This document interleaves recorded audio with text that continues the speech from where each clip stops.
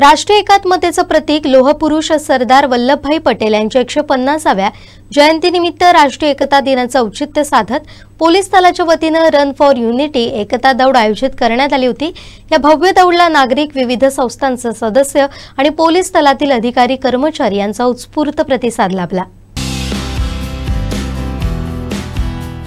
Police अधीक्षक doctor Mohan Dahikar आणि upper police अधीक्षक नवमी साटम यांच्या संकल्पनेतून आणि मालवण पोलीस ठाण्याच्या वतीनं देऊळवाडा ते रेवतळे तिठा ते देऊळवाडा अशी भव्य एकता दौड काढण्यात आली।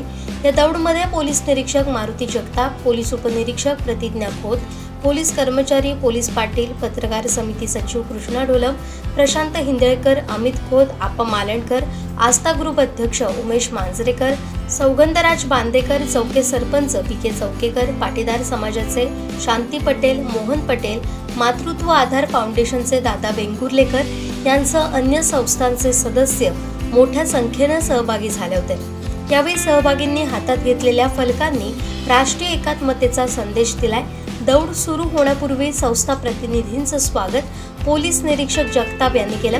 त्यानंतर पोलीस उपनिरीक्षक खोत यांनी उपस्थितांना राष्ट्रीय एकात्मतेची शपथ दिली।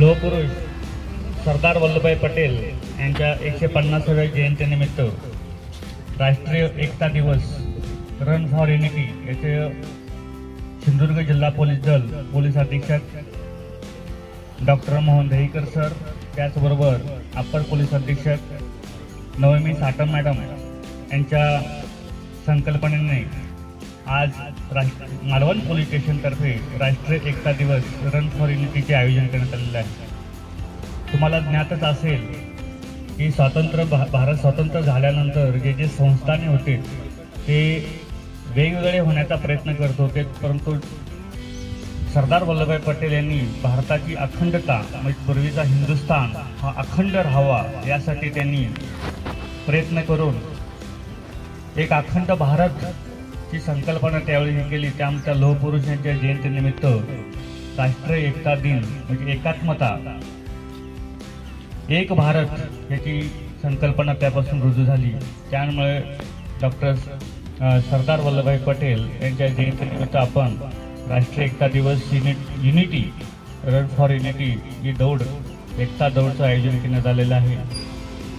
त्या एकता दौडमध्ये आपण आपले पोलीस स्टेशनचे पोलीस अंमलदार आहेत, अधिकारी आहेत, त्याचबरोबर पोलीस पाटील आहेत आणि आपल्या मालवण शहरातील पत्रकार संघ असतील, मातृत्व सेवा संघ असतील आणि इतर सेवाभावी संस्था आहेत।